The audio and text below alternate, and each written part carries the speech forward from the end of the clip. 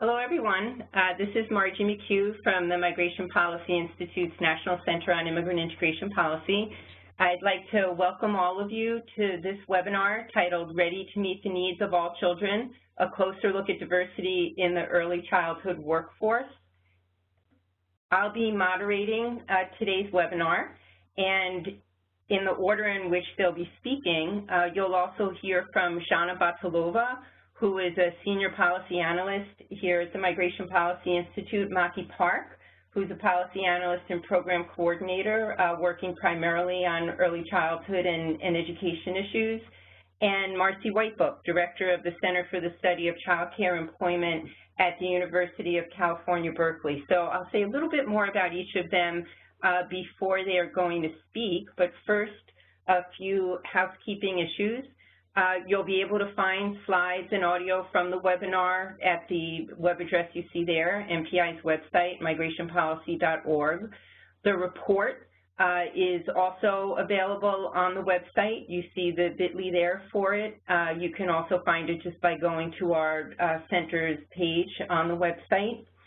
If you have any problems accessing the webinar, the key address for everything on this webinar is events@migrationpolicy.org. Our wonderful events coordinator is sitting right next to us now, Lisa Dixon. She'll also be managing any emails you might send with questions. You can also use the Q&A chat function on the screen throughout the webinar to send us questions, and it would be terrific if you could send us questions as you think of them, because that just lets us be a little more prepared when we hit the Q&A portion of the program. So briefly, many of you are from the early childhood field, and thank you, first of all, to so many of you who have joined us for this webinar from across the country. It was really gratifying to see the level of interest in the release of this report and the webinar. And we know that some of you know us sort of more broadly for our work, others of you mainly for this work in the early childhood field. So just quickly, I wanted to say that overall our center is very deeply invested in the education success of immigrants and their children and trying to produce helpful work in that area, whether research, data analysis, and the like, and also programmatic work trying to build capacity of folks in the field around those issues. We also have made a fairly large investment over the years in language access issues, and actually we've been trying to make the connection between some of those language access issues with the early childhood field, because we do see some gaps there in terms of language access provision. Also, we have a very big focus on the governance of integration policy at the federal level in particular, trying to argue for more brain circuitry, as we call it, at the federal level for dealing with integration issues that cut across all of the key areas of government. And actually, I should say some of you have followed the work that's been happening with the President's announcement of a White House task force on new Americans and his order for the creation of a national integration plan. Some of the issues that emerged from our research around this report actually found its way into our recommendations to the task force, and we probably won't get to speak about any of that today, but I'd suggest if you are interested in sort of looking at whether we might have more federal action around these issues via that task force, please look on our website at the particular page that we've set up around that. So today, though, I just am really, really pleased that we're able to release this new report, Immigrant and Refugee Workers in the Early Childhood Field, taking a closer look. We're really pleased to have had support from the Kellogg Foundation that's allowed us to compile the report. And given what I just said about our various interests here at MPI, you can see that it's at the intersection of both the early childhood field, the adult education and training field, post-secondary education, and of course much more broadly the immigrant integration field. You'll hear from two of our other authors on the report, Maki and Zhana, as I said earlier. I also want to note that Ji Zhang is here with us in the MPI's DC office, and she'll be available to answer any questions also during the Q&A portion of the webinar. Very quickly, I just wanted to point out that this report is part of a larger body of work that we're undertaking over the next year and a half, through an Immigrant and Refugee ECC Workforce Research and Policy Consortium. I'm sorry, we always manage to have very long names here at MPI, but at least this really describes what the consortium is all about. Through the consortium, we're working with 4 state immigration policy umbrella organizations. They are the Florida Immigrant Coalition, Illinois Coalition for Immigrant and Refugee Rights, Massachusetts Immigrant and Refugee Advocacy Coalition, also known as MIRA, and One America in Washington State. Through our work with them, we're looking to promote policy and program innovations that, as you see there on the screen, expand integrated ECEC education and training pathway programs, improve remuneration for ECEC workers, and reduce bias in licensing and program regulations. So that work will be going on over the next year and a half. There'll be other reports associated with it, but this is the first major report that's helping to frame the work that we'll be undertaking within that consortium. It may be, I think a lot of you who are on the phone really know a lot about this field already, so it's probably apparent to you already, but I just thought it's fair saying at the outset that specifically regarding this report, our starting points were first, obviously and rightly, the many efforts that are underway to expand high-quality early learning programs, and at the same time, there are many efforts that are seeking to professionalize and upskill the ECEC workforce as part of improving quality. So especially given how much we're so conscious of the great diversity in the country's young child population and how much it's continuing to grow. So we wanted as a starting point to connect some of the important dots here that we think are critical for informing ECEC program quality and expansion conversations going forward. And you see them there on the screen. We really hope that this analysis that we're releasing today will help to improve understanding of just the basic characteristics of the ECEC workforce, which are so critical to have in mind as we think about program expansion and quality questions for us, including and especially the differences between native and foreign-born workers. We also wanted to shine a light. We know that others have been in this field, and have been doing this as well. But we really wanted to bring back a focus to the extent that we could on linguistic and cultural competence concerns that are key ingredients of program quality. And then also what you may not expect from us, but it's a key part of our commitment as part of the consortium work, is we want to try and contribute to the national dialogue around the earnings of ECEC workers and their connection to quality improvement goals, simply because obviously in order to, there needs to be an incentive, and this needs to be a really livable, sustainable life for workers in this field, and earnings are a key part of that. So these are all reasons that we were eager to do the sort of research that we've done. And so now, without any further ado, I'd like to turn it over to Zhana Batalova, who managed, she has one of the best jobs here at MPI overall, I would say. She's the manager of our data hub and is really the data maven here at MPI, and manages, because of that, to work in so many different interesting areas. So we were just thrilled that she was available to work with us on this report, and she's going to walk you through some of the key parts of the data analysis. So Zhana, over to you. Thank you, Margie, and it's true, I do have the best job in the world, also because I have an opportunity to work with amazing people, and this report came as a result of collaboration of great minds, and for that, I'd like to thank my colleagues, Margie, Maki, G, and Michelle, and of course our exceptional reviewer, Marcy Whitebrook, and you'll hear from her later today.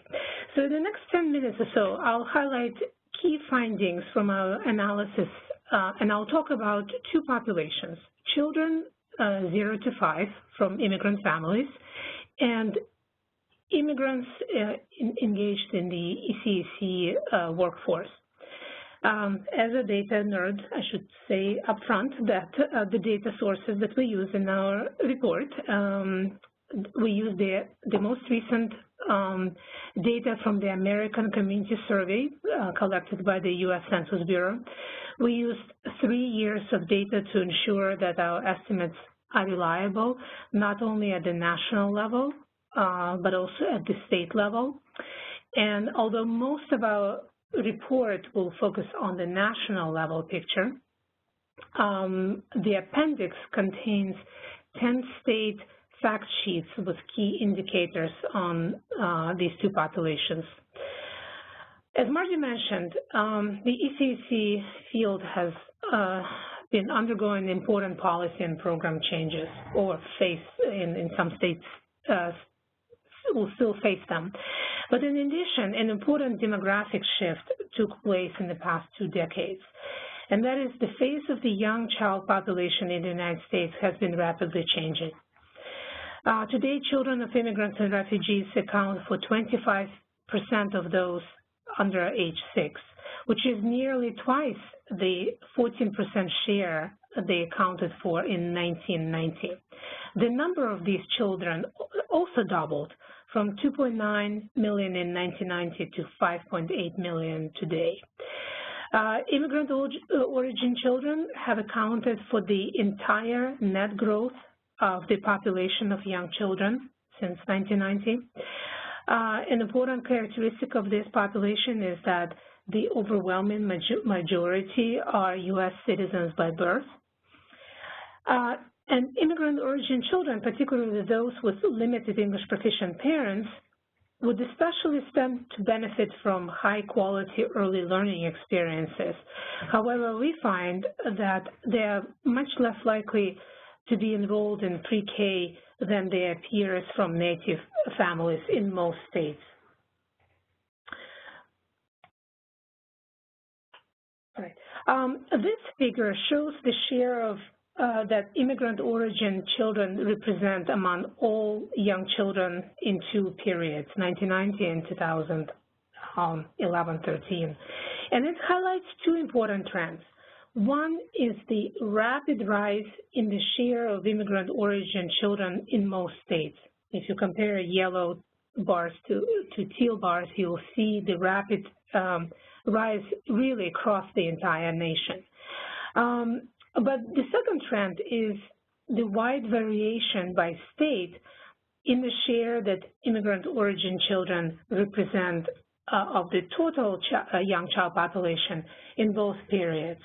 On the one end of the continuum, we have California, New Jersey, Nevada, New York, Texas, where a substantial share of young children come from immigrant families. And in contrast, less than 5% of young children in West Virginia, Montana, and Mississippi were of immigrant origin. Young child population come from increasingly linguistically diverse families. And it's not only Spanish that we talk about, although majority are of Spanish background. We find that children from immigrant families speak a mix of Asian, Middle Eastern, and European languages, creating an urgent demand for ECC providers with the linguistic and cultural competence necessary to meet their learning and developmental needs. Well, let's talk about the immigrant ECC workers. We use the definition developed by the Government Accountability Office and define the ECC providers as civilian employed workers who either provide direct care to children or are program directors. And our analysis includes private home and family-based child care workers who operate largely in the informal sector, as well as center-based child care workers, teacher assistants, preschool teachers, and director of programs. Just as the number and share of children of immigrants have grown considerably in recent decades across the nation, the number of immigrants among ECC providers also grew. Today, they account for 18% of the overall 1.8 million ECC workforce, compared to only 8% in 1990. The top 10 states with the largest number of immigrant ECC workers, including California, New York, Texas, and Florida, account for more than 80% of all immigrant ECC workers, and these are the states that we included in the appendix. States vary widely in the share immigrants represent of the total ECC workforce. Close to 40% of ECC workers in California and New York are immigrants, and only 7% of them are in Pennsylvania. An interesting fact is that immigrants' share of ECC workers is larger than the immigrant share of all workers in many states across the country, indicating that this field is a relatively accessible industry for immigrant workers. And when I talk about immigrant workers, ECC workers, I mostly mean women, because nearly entire ECC workforce is composed of women. The ECC workforce appears to be fairly representative of children it serves in terms of ethnic and racial background, although this diversity varies significantly by occupational group. We find that family-based child care workers match the young child population far more closely in terms of race and ethnicity than do preschool teachers and program directors.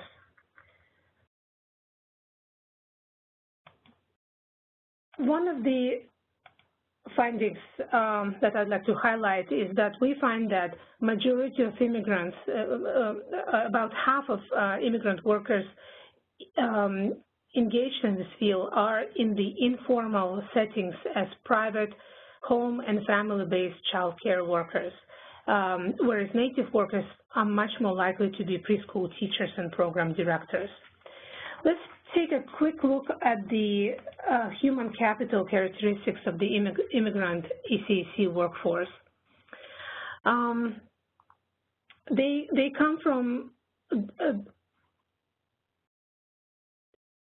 they come from a variety of linguistic backgrounds, and what's interesting is that although the field overall is primarily monolingual, immigrants do bring the language skills to serve the population of limited English proficient parents from immigrant backgrounds, because they speak not only European languages, but also the Asian and Middle Eastern and in some cases African languages.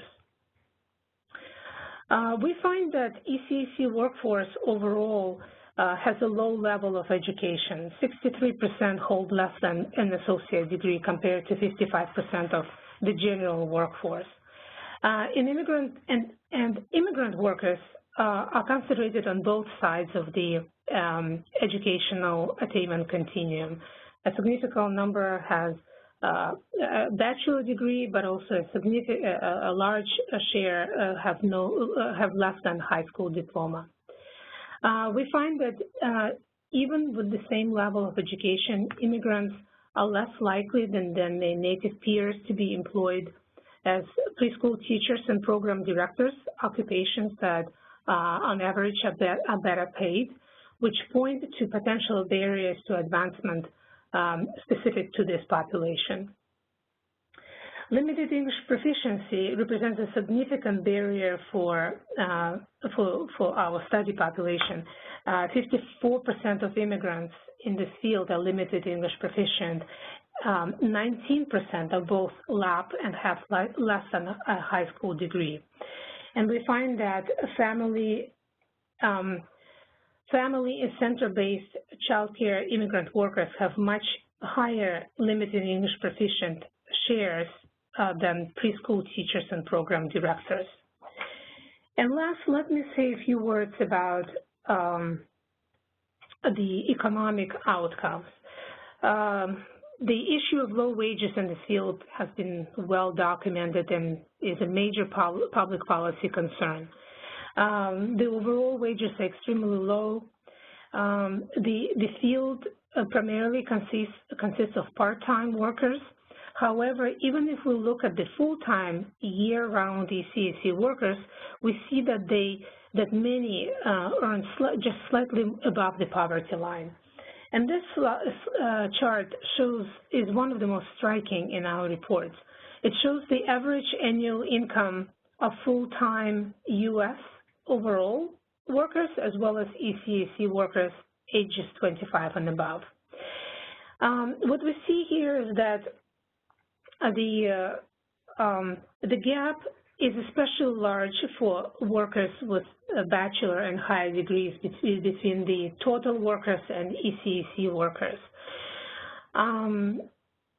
The increase between an associated with an additional degree from associate to the bachelor degree level is significant for all workers, but very small for the ECEC workers, which creates a lack of incentive to increase qualifications and really no clear pathway to career advancement. So I realized I described a rather gloomy picture, so I'm going to pass the baton to Maki, who will discuss our study policy implications as well as the opportunities for this field. Great. Well, thank you, Shauna, and I just want to give a quick introduction to Maki. Many of you on the phone who follow our ECEC work probably know Maki already. She manages, first of all, the work for the Immigrant and Refugee ECC Policy and Research Consortium that I described earlier, and also we have a pretty robust relationship with folks over in Europe, trying to do some transatlantic sharing around issues in terms of ECEC provision and policy. So she is very visible, I would say, in our work. And now that you've heard so much about the actual data analysis in terms of the growth, the share that immigrant workers are in various ECEC settings, their language skills, their education attainment, we hope that will give a really rich set of data to those of you who are working at the national and state levels to be informing some of your thinking. But we also thought that and in the report, we were very careful to put in what we thought were some of the implications of these data, and so Maki is going to walk through those with us now. Maki? Great. Thanks so much, Margie. And again, thanks so much to you and to Jana and G for all the efforts that went into this report, and to Marcy for joining us for this discussion. So as Margie said, I'll be outlining briefly in the next several minutes the primary policy implications that are discussed in our report. Speaking broadly based off of the trends that Jana just presented, one of the biggest messages behind the report is simply how significant the growth of the immigrant early childhood workforce has been, even within the context of this enormous overall growth in the workforce as a whole. This means that in every aspect of trying to raise quality and improve outcomes overall within early childhood education, that taking into consideration the needs of immigrant workers is going to be a critical piece of making sure that policies and practices are successful. So with that in mind, one of the most important policy implications coming out of the report is the need to create integrated career pathways for entry and advancement for limited English proficient and low educated early childhood workers. So some of the evidence of barriers to advancement that Jana just mentioned points to a need for more realistic ways for immigrant workers to move into leadership roles and roles that offer a family-sustaining wage, such as a pre-K teacher or center director. This is particularly important given that at the moment there is this increased push toward professionalization and strict credentialing requirements within early childhood to try and raise the profile of the field. For example, calls for all early childhood lead teachers to have a bachelor's degree. And this kind of movement is most problematic for those with lower levels of underlying education and with limited English proficiency. From what we see in the report's numbers on education levels, with over half of immigrant workers having a high school diploma or less, many immigrant workers in the workforce currently would likely have to spend many years just gaining adult basic education credits and catching up in terms of language proficiency before beginning to accumulate credit toward an actual early childhood credential, even in terms of just an associate's degree. Almost 1 in 5 of all immigrant early childhood workers are both low educated and limited English proficient. So in the report, there is a call for more flexible and innovative education and training pathway models, similar to the IBES model that some of you may know that's becoming increasingly well known, that provides adult ESL, adult basic education, and content education all within one interwoven program with tailored instruction and additional supports to make sure that non-traditional students are able to advance and gain the skills and the credentials they need to move forward in the field. Without intentional strategies like these, it's possible that these increasingly strict credentialing requirements will move forward without allowing low-educated, informal childcare workers to have a chance to gain the training they need to enter or to remain in the field, much less to move into more professionalized and better-paying positions. The second policy issue discussed in the report is the need to include linguistic and cultural competencies in quality measures and ratings across the early childhood system to make sure that programs and systems have a true incentive to work effectively with diverse children, and particularly with dual language learners and children of immigrants. One major example of how this can be done is in the ongoing rollout of quality rating improvement systems in many states, which provide standardized ratings not only to provide parents and families with information about quality that's difficult to ascertain otherwise, but also to provide a kind of standard for subsidy provision and a regular way to determine that public funds are going to quality programs. So if, as these systems are being developed and rolled out, linguistic competence or the ability to speak another language and teach in another language, as well as cultural skills, aren't recognized as being important pieces of being an effective teacher, programs won't be rewarded for serving dual language learners and children of immigrants successfully, even as their numbers are rising across the country, as Jana was saying, making this such a pertinent challenge everywhere. And just as important to consider here is the technical assistance that's being provided to centers and other providers as they come into the quality rating systems. A lot of states are providing training and other information to make sure that the system and its ratings are available to all providers. And unless these types of programs are also offered in other languages and in non-traditional settings like community churches and other cultural centers, it's likely that informal immigrant providers who have, first, fewer social connections and also may be uncomfortable interacting with public agencies will be left out of the system entirely. And this is just another unintentional way in which a lot of the diversity in the early childhood sector that does exist in informal programs is likely to be diminished if not addressed intentionally.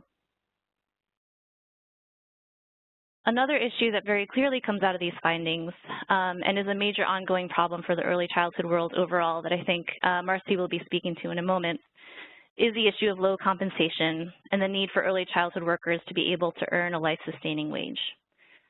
We note in the report, as is noted elsewhere, that research has completely left no doubt that high-quality early childhood services are critical for successful development, and that these are the most influential years in terms of bang for the buck or return on investment that public services can provide to ensure better social and economic outcomes.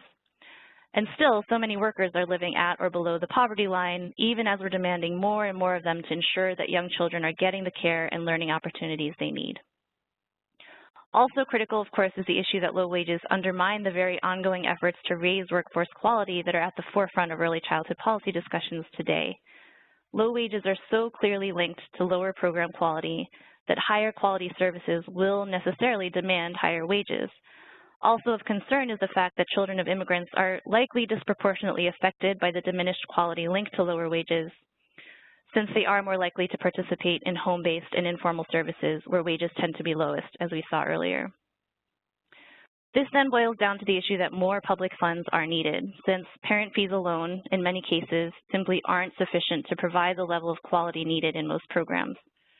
Current federal sources of funding, like the Child Care Development Block Grant, name compensation as one allowable use of funds, but requiring or providing incentives to use federal funds toward this purpose or creating an additional funding stream dedicated toward raising wages will likely be necessary in order for programs to actually be able to devote resources in this way.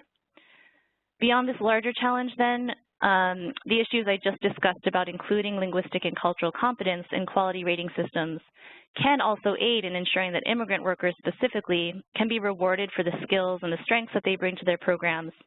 But without these broader changes, any smaller differentials like these will fail to make the necessary difference that's really needed, given the numbers we're seeing in this report.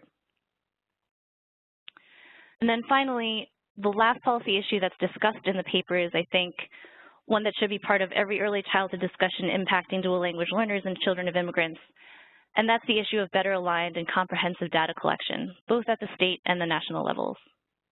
The first problem here is that of early childhood services, which have historically been unaligned and disconnected across programs and departments, since there is no comprehensive system of early childhood provision, which means that programs aren't connected to one another in terms of data collection and sharing. So by the time a child enters kindergarten, we have very little information on what kind of services they have or have not accessed, and so also can't determine what kind of services are more successful than others in preparing children for academic success. And we also don't know very clearly the rate at which different subgroups, like children of immigrants, are accessing high-quality services. Beyond this, most programs, even up until kindergarten, depending on the state, do not collect dual language learner status or any reliable information about home languages spoken. And without this information, it's very difficult then to advocate for improved services for dual language learners without simply knowing who they are and where in the system they can be found.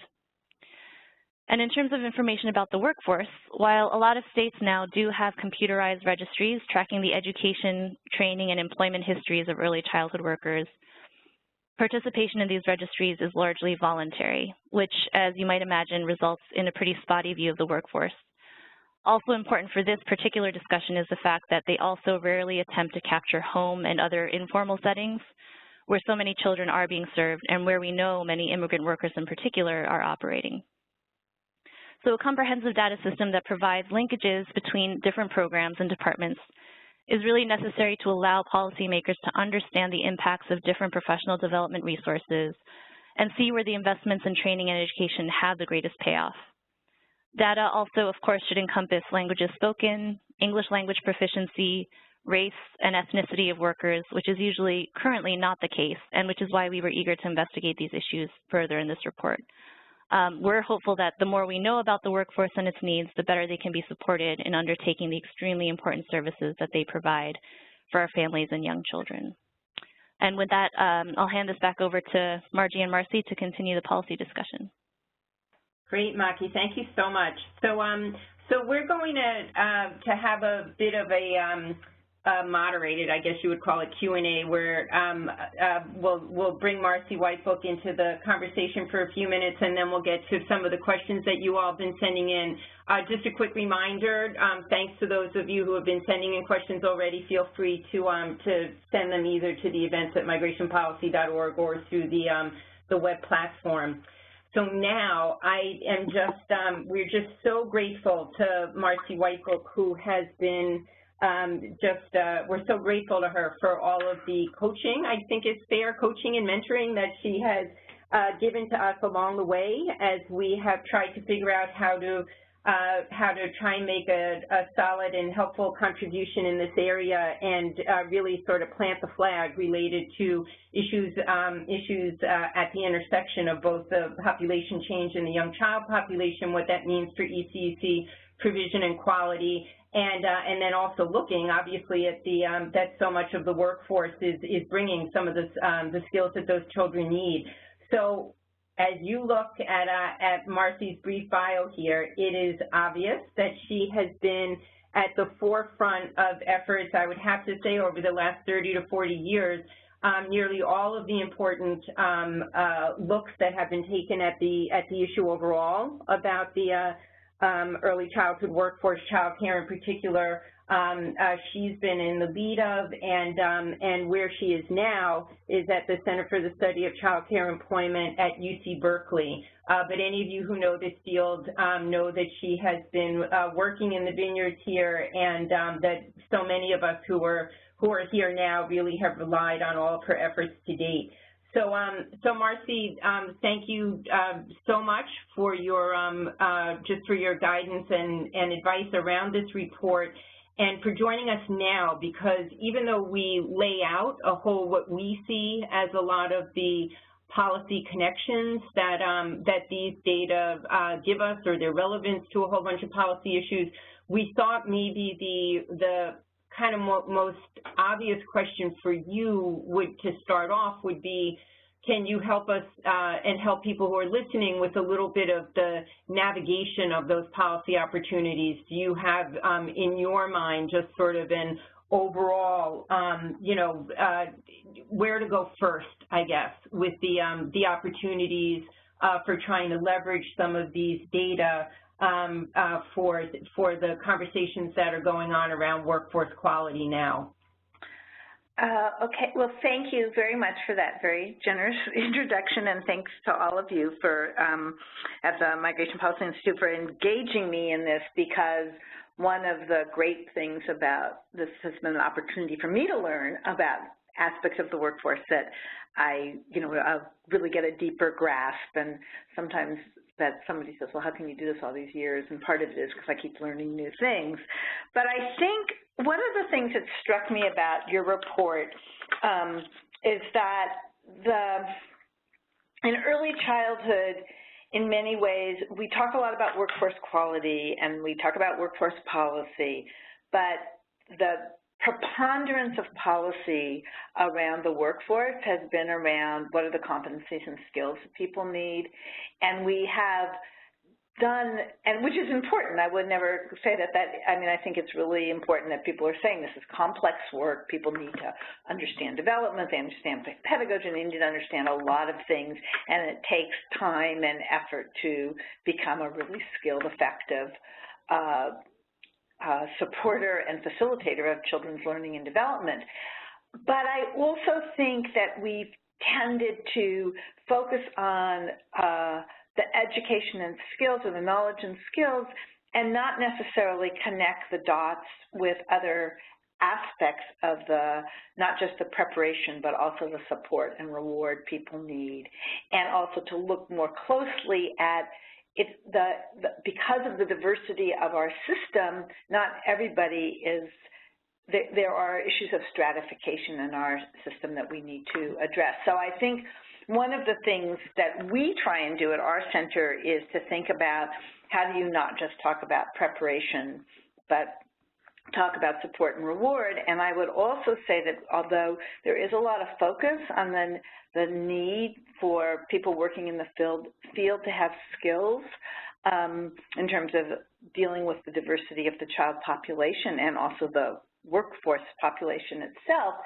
in fact, we have less intentional policy around those issues, and we don't tend to think about how we can really bring that to life. So I think what's really important about your report is that it pulls together several different strands and really says it's not just a question of wanting to, improve quality and therefore improve people's, knowledge and skills, which is important, but we have to really think about who's in the workforce. We have a very complex workforce.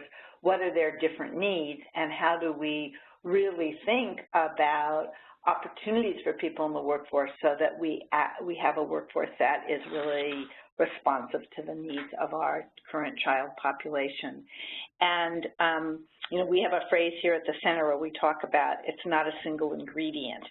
You can't just talk about qualifications, you have to talk about these other things, and I would say that your report really pulls together sort of pieces of the recipe for quality programs for children that we have kind of left out in some of our more intentional policies.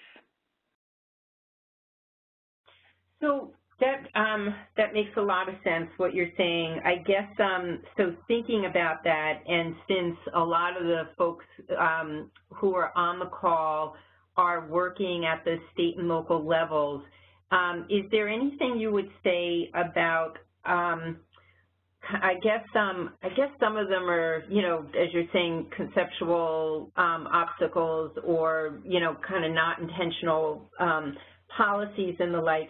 But when you think about the state level and making progress on these issues, we have a number of questions already about, QRAS systems and, how to think about the interaction with them and the like. But could you just say a little bit more about some of the big obstacles at the state level, and are there, have you seen any particular smart ways that they're being addressed, in terms of this cluster of issues around I guess the, you know, the balancing of how to, you know, how to move ahead with some of these issues around, around quality, but making sure that first of all, it's a kind of 360 vision in doing it, and also taking account of all this diversity that you're talking about, both in terms of the workforce and in terms of the needs of children. Right. So I like your 360 vision. I guess sometimes what we talk about here is the different parts of the elephant that people are touching. So I feel like oftentimes when people start thinking about workforce policy, they think about, or any kind of early childhood policy, but just take it from the workforce, people tend to think about, well, policy in terms of the part of the workforce that they touch, in a sense, right? That was a part of the workforce that they're most familiar with.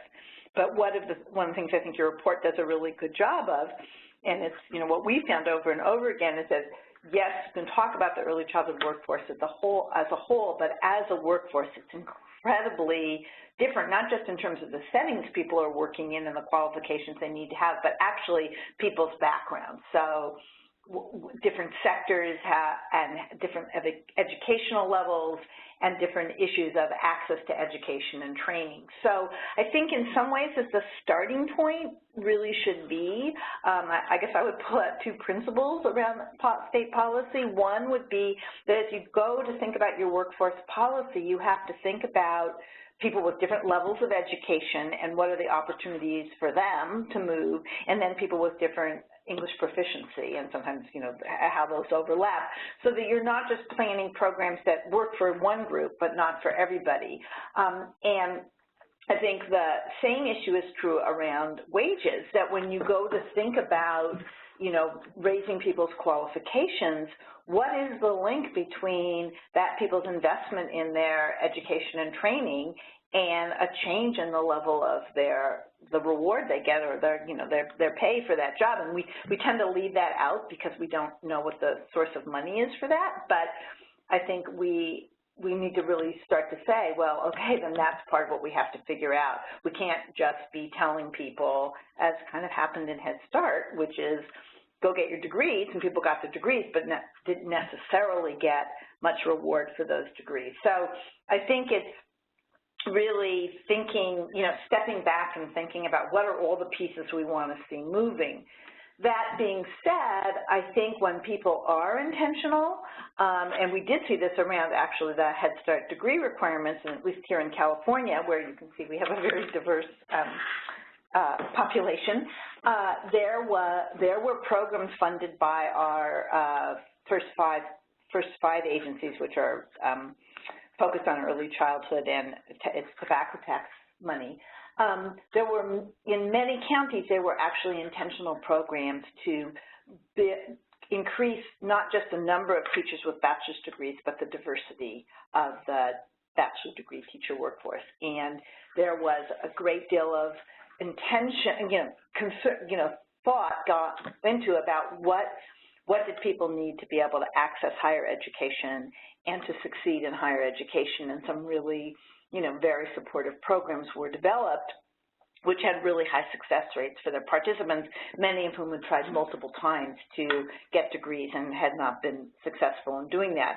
I think it's possible to craft the policies, because we actually have a pretty good sense, and Maki, I think, made some suggestions about that, of what are things that are going to help people move along. But as we approach workforce development, we have to be really intentional in planning that. And I think your point about QRIS is, really important, because the issue of QRIS not having stronger quality markers around issues in terms of the proficiency of the workforce and the diversity of the workforce is really important. Likewise around wages. I mean, there's nothing really in QRS policy for the most part that talks about what is it that people, what does it mean to say, well, we have all these Star 5 programs and the people are still accessing food stamps because pay is so low. There's a disconnect there. So I don't know if that really answers your question, but I think that's somewhat the way to think about it. The other thing I would just say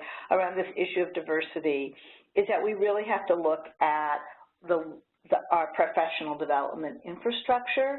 As you note in the report, that the the diversity of the workforce and the percentage of the workforce from immigrant backgrounds in particular changes in different program roles. If you look at higher ed faculty and our professional development providers, you see that same pattern. So we just are finishing a report here in California, and I think it was 15% of the higher ed faculty spoke Spanish fluently, and probably, I don't know the exact numbers of the student population that are native Spanish speakers, but I would say it's higher than 15%. So I think, and we really have to think more about how do we intentionally support a more diverse leadership and figure out how to craft programs to do that. They do it in lots of other fields. So there's things we can borrow from, but there has to be, I think the field has to be saying some of the things that we need. Right. That makes tons of sense. And as you're speaking too, I'm thinking about the big changes that are coming down the pike with the new Workforce Innovation and Opportunity Act, and just all of the gaps between the thinking around that and the early childhood field. That there's that there's so many people in that space, pushing forward at the federal and state level without realizing that, even at its most basic level, that those, by design, a lot of those systems now are not going to be able to serve folks in the on an early childhood pathway because the field doesn't pay, sustaining wages, and because we haven't really thought about the, the on-ramps for folks who are at the lower levels of education and training. And then, of course, the implications that has for leadership of programs, which you've been so articulate about both here and in your other work. Can I just say one other thing, Margie? Of course. Yeah, so I was going to say, I think we really have to be much more courageous and forthright about saying that, yes, early childhood, good early childhood can help address poverty and help do all sorts of good things, but it is generating poverty for lots of people right now in terms of the early childhood jobs. So when we talk about, and we want to create pathways, absolutely, I also think we have to talk about raising the floor of early childhood jobs. That, the base pay, and I think these, the minimum wage discussions that are going on, and I think the early childhood community has to be part of that, and we really have to push that there is a big financing problem in the field. We hear people saying here, oh, well, we have to exclude early childhood because we don't know where the money's going to come from, rather than saying, okay, we need to include early childhood, so now we need to talk about where the money could come from. Right. Because, I do think that we really want to make sure that the better paying early, all early childhood jobs are paid better, but the better paying jobs are accessible to people, because even though they're still really low, they're sort of double what the lowest paid early childhood jobs are. But we really can't tolerate that so many people in the field are, many of whom are parents of young children, are, living with such, receiving such low wages, and that somehow the early childhood and the whole conversation going on in our country about low-wage work, those two conversations, just like you're saying, the workforce, we need to connect the dots there. Right. Talk about a dual generation issue, right? So terrific. So I'm just going to turn to some of the questions that folks have been sending in, and please keep on sending them in, and any that we don't get to, we will just answer privately via email.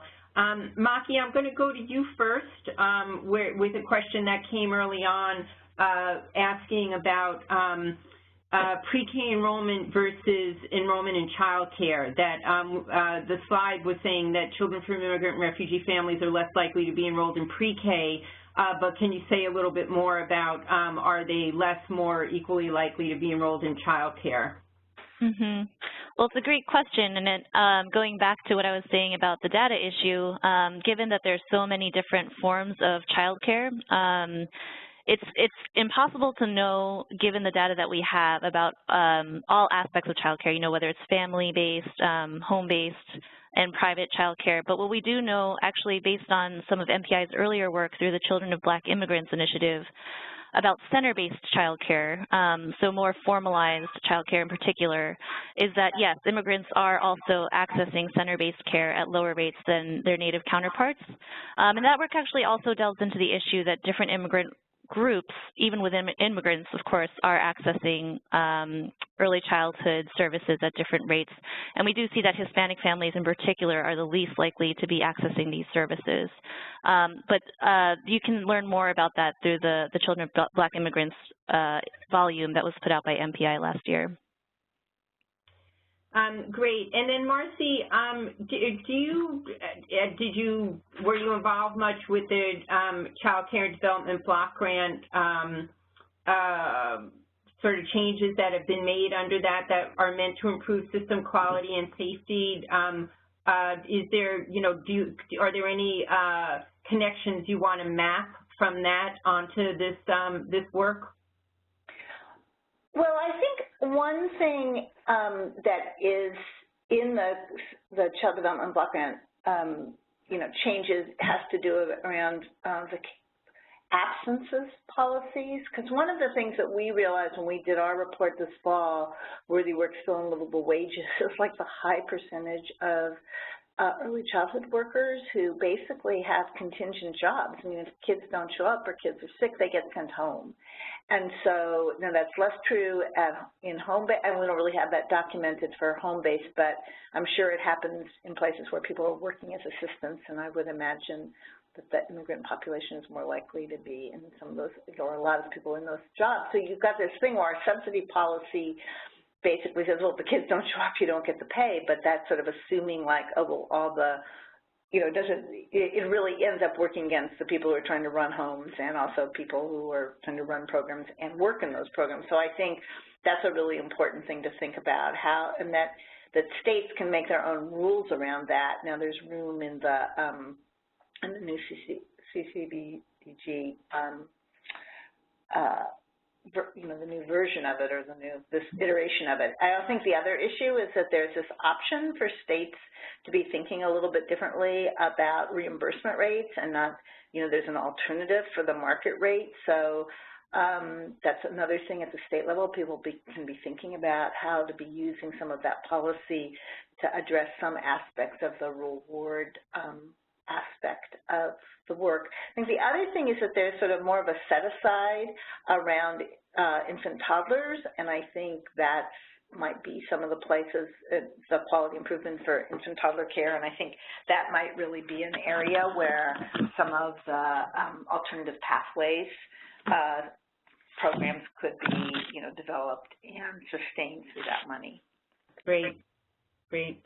And then we have two QRIS questions that I'm going to pass to Maki. Maki, one of them is what states are making progress in making QRIS systems more linguistically and culturally competent. This is, one of the things we're hoping that some of our states will innovate more and more in.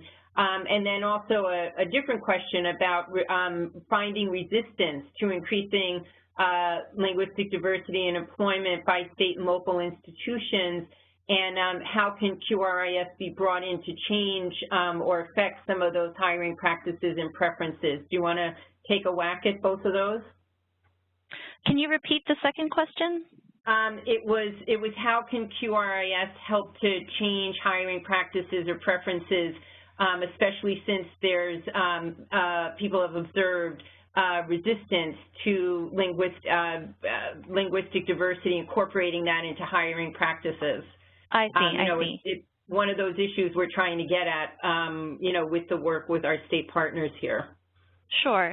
So I know we've painted kind of a doom and gloom picture here, but several states are indeed taking on different means of making their QRIS systems more responsive to issues of cultural and linguistic diversity.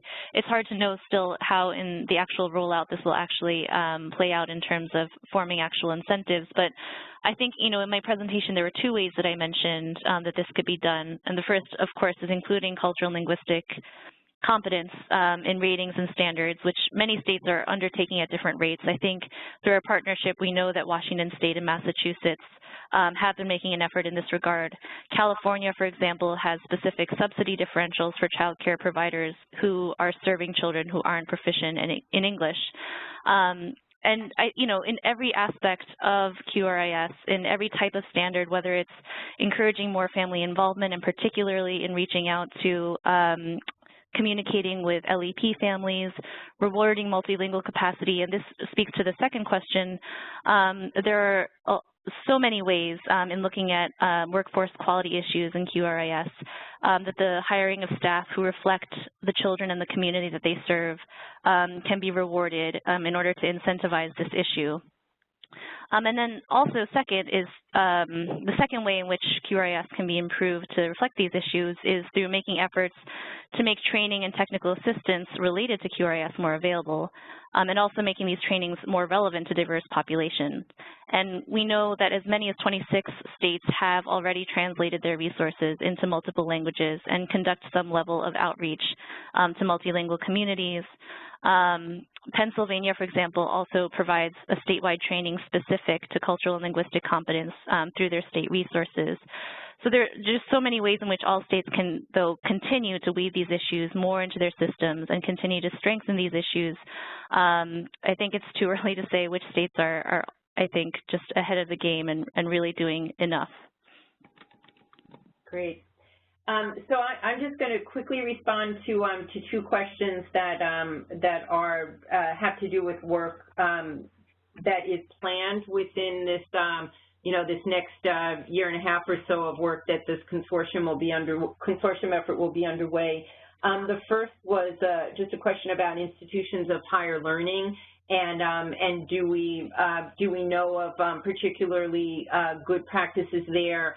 And so I want to first say that in the next stage of our work is going to be looking at what sort of programs are out there that have career pathways, that have an integrated education and training on-ramp, where it's clearly, clearly the steps have been taken to make sure that that lower educated or limited English proficient individuals can move in a faster way through basic education, English language learning, have that combined with child development course content, all of which is aligned and counts towards recognized credentials in the field that community colleges would be giving, and that would then also be relevant for moving on to a four-year degree. So I'd have to honestly say that,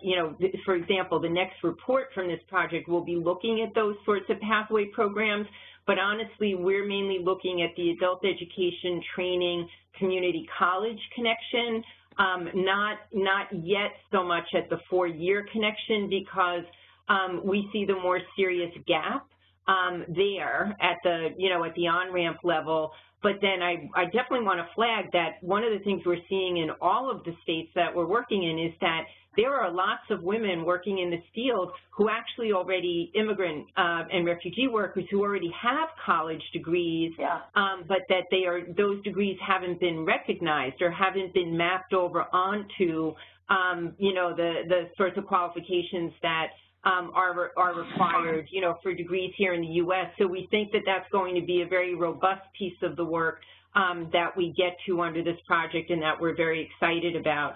And then there was another question about engagement of immigrant and refugee workers in these issues, with the feeling that many of them are eager to maintain their place in the field and move up in the field. And I just would say about that's one of the key reasons that we're making sure to work with very broad-based, respected umbrella organizations in the states that we're in. And we don't mean to only restrict what we're doing to those 4 states. I mean, we're happy if any of you on the phone want to be more engaged in the work we're doing, please just reach out to us. But just in order to have a more organized approach, we're working primarily in those 4 states and with those umbrella organizations. But they each are very committed to working with their member groups that are highly connected to immigrant and refugee populations and ECEC workers. So, that is part of the overall structure of the work. So I think we have time just for one more question, and Marcy, I wanted to direct it to you. The person asking was saying that you were speaking to gaps in the child care workforce of providers that are prepared to address the needs of children. Sorry, could you speak to gaps in the workforce of providers prepared to address the needs of children with developmental delays or identified disabilities? And to what extent do you think that that those might be exacerbated by the need for cultural and linguistic competency? Like, what do you know, how do you see this in terms of it being, in a sense, both a gap and a frontier for more work? Well, you know, I think one of the issues that is really important to think about is communication with parents. And I think, you know, that certainly comes up in terms of when issues of developmental issues come up with children. You know, those have to be sensitive conversations with families, or families may have concerns. And I think there's, in many places, what, you know, we hear anecdotally that it is oftentimes the immigrant workers or the workers in a community, the people who are working in programs who share the language with children's families are the ones who do most of the communications with the parents. So I think that there's sort of this issue of, we actually interviewed a number of assistant teachers who were saying, like, we don't even get trained on the issues of assessment and learning about assessment, but then we'll get called in to be the people to talk to the parents. So I think that there's a whole other sort of area around this issue of family engagement and issues around assessment that we have to really think about, how we have everybody who's working with young children being able to understand the different issues there, but also we need to make sure that we're having people who are being asked to talk with parents, you know, really be given the support and background, and also for people who are relying on immigrant workers to really rethink some of the issues about how those jobs are defined. So in other words, I think we tend not to give value to those language skills in in a direct way. We may rely on people, but we don't say, oh, this is, you know, you have these skills, so that actually is something we need to value in the way we think about your job and your role. So I do think that's a really important area, and I think, you know, again, to me, it's about having a lens on when you start to think about what quality is, to think about all the ways, and not just what children need, but who are the adults in the early childhood setting, what are their needs, and also what are their skills and strengths, and how do we bring those to bear. Well, that is a really great note to end on, because one of the things that that we've been thinking a lot here at MPI and submitted recommendations to the White House Task Force on New Americans around was the need for another look at the needs of immigrant and refugee parents in terms of their ability to gain the cultural knowledge, the systems knowledge, language and literacy skills needed to really be effective partners with early childhood programs, and that really, family literacy program funding is practically collapsed. Even START was eliminated, and nothing's really come back in to take the place of that. And when you look under the new Workforce Investment Act, it's hard to believe that any parents of young children are going to be served, in any significant numbers. So we definitely think that that's one of the issues that maybe folks could come together around to do some thinking and to, really think about what the investment and the solutions are in that space.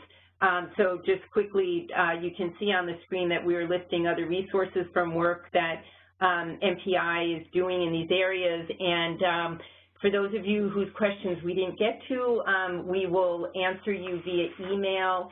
And I just want to, again, thank everyone for joining us. Thank Dr. Marcy Whitebook for her terrific contributions today to the field more generally, and also to helping to guide our work. And so from all of us who were involved in this report, we are really eager to see it have legs and to see it be useful to you. So please feel free to be in touch with us if you have any questions, and we will look forward to hopefully connecting with you around these issues in the future.